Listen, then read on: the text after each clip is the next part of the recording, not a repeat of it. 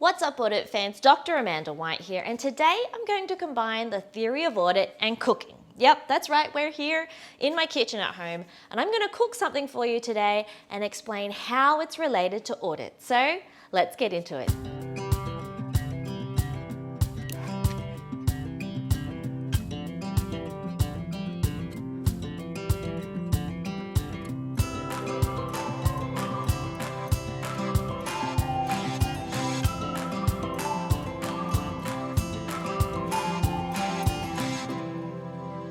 So what exactly does audit have to do with cooking? Well, today I'm going to talk about how audit programs are like fried rice. Fried rice is one of the comfort foods of my childhood. I remember my dad's family Chinese restaurant. We would visit on Saturdays after the lunch rush, and my dad would cook up my favorites of fried rice, spring rolls, and wontons. So what sort of dish comes to mind when I say fried rice? Well, what is the source of protein? What type of rice? What sort of vegetables? Do you use dark soy or light soy? Does it have eggs in it? Everywhere around the world has some sort of rice dish. And amongst Asian countries, you've got nasi goreng, Chinese fried rice, Thai fried rice with its signature pineapple, Vietnamese fried rice, spicy fried rices. Move towards other parts of the world and you've got biryani, you've got risotto. There's some sort of rice dish everywhere within the world. And even within my cultural heritage of China, there are lots of variations. Audit Senior loves Fujian fried rice, which is eggy rice with this thick gravy. So how is fried rice related to audit programs? Well, audit programs are like recipes. There are recipes for gathering our audit evidence. Now remember our audit risk model. That specifies our overall audit strategy. And within that strategy, we have programs. Programs to test internal controls for a transaction cycle, such as sales, to gather substantive evidence through tests of details. So we'll have many audit programs in an audit, each with a very specific goal in mind and a specific recipe to get that specific audit evidence to contribute to the audit opinion. So we know the finished product, we need audit evidence, but how do we get there?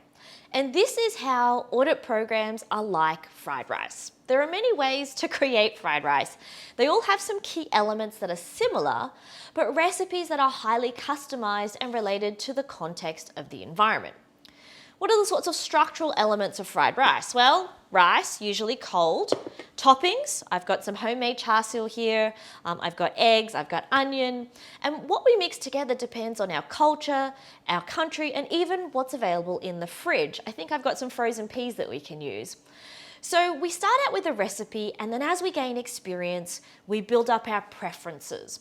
So how does that translate to audit? Well, what are the structural elements of an audit program? We have our audit standards that say we must collect sufficient and appropriate evidence, but there are no rules on exactly how much is sufficient or what mix is appropriate. We use our judgment. So we have a basic list of procedures we use. Our structural elements come from ASA ISA 500, inspection, observation, external confirmation, recalculation, reperformance, analytical procedures, inquiry, and then I always add to that vouching and tracing. But when we mix and match these elements to get what we need, and we can do exactly the same with fried rice. We take our ingredients, we mix, we match, we cook it in different ways to get to the same yummy outcome, but with a slightly different path. And that's exactly what happens in audit. In audit, we start with those same structural elements, but we mix and match them depending on the client and what's going on within that client, within the economy, and the evidence that we have. So let's get cooking with what I've got. Now, I've just made some cold jasmine rice there, and I always use cold rice. My dad says cold rice is best so that it doesn't stick to the pan. I've got an onion.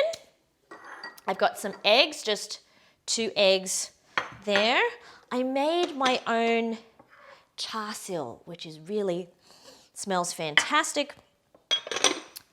This is leftover kids' vitamins. We don't need those.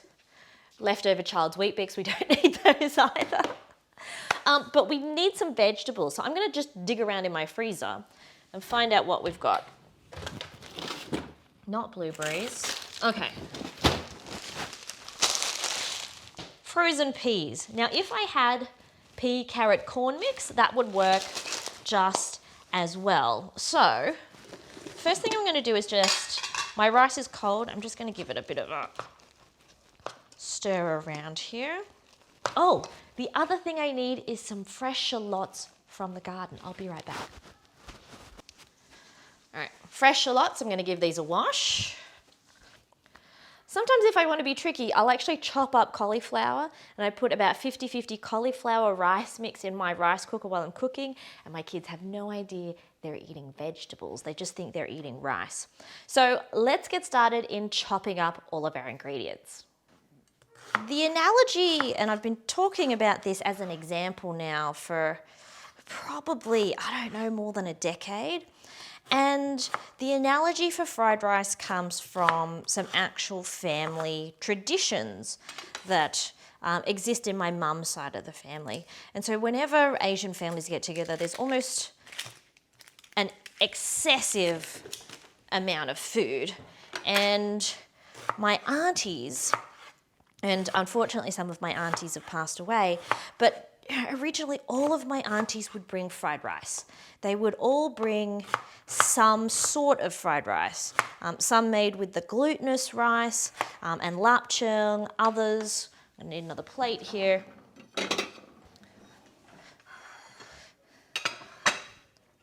Others would bring fried rice. One of my aunts who went on a real health kick brought fried rice that was made out of brown rice, which is a bit ugh.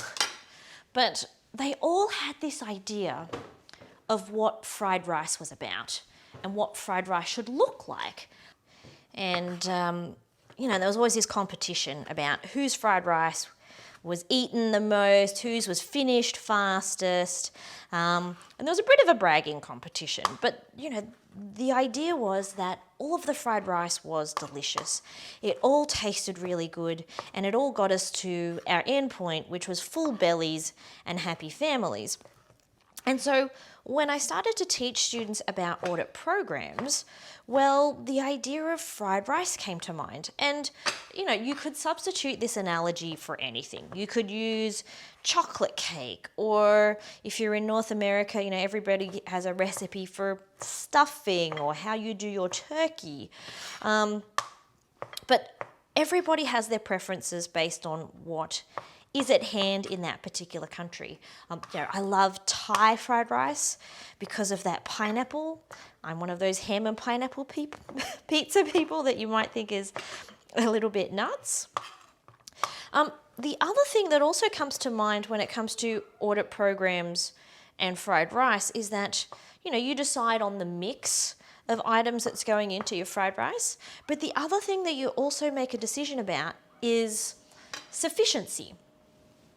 The other thing that I really think, plays into this whole metaphor is also about how much evidence to collect.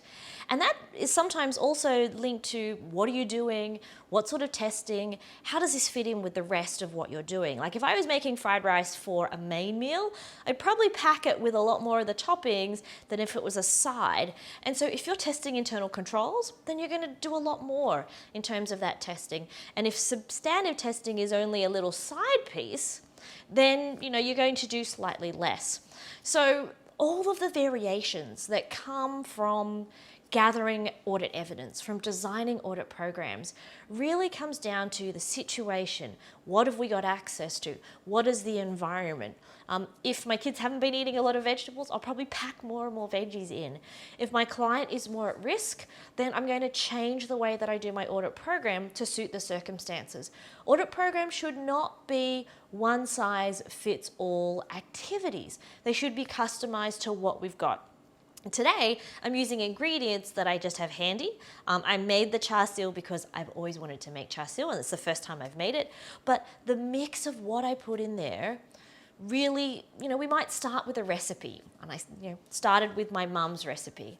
But then over time, as you develop your own preferences, as you gain audit experience, you take the recipes in audit programs that your firm might have, combine that with your experience, with the sorts of clients that you see, to come up with your own unique audit programs. And that's why audits are like fried rice. There is no one specific answer. They're all great, as long as you follow the rules and requirements set out in the auditing standards about gathering audit evidence, about following the assertions, about making sure that evidence is reliable, relevant, and is accurate, and we've exercised professional skepticism, then they're all going to be great. There are many, many ways to create that recipe, to get to that evidence to support our opinion. So when students say to me, Amanda, how much evidence do I collect? How many procedures do I need to do?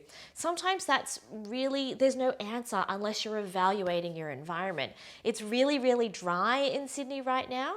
I'm drinking a lot more water, my skin is a lot more dry, and probably my rice is dried out, probably a bit extra in the fridge. So I'm potentially going to have to increase the oil or the liquid that I'm going to use in making my fried rice to make it work. And as auditors, we need to do the same. We need to look at our client. We need to be able to see what's happening and then figure out, what do I need to do? How do I need to adapt to my situation? Because remember, our service is highly contextualized and customized. So I hope you've enjoyed this video.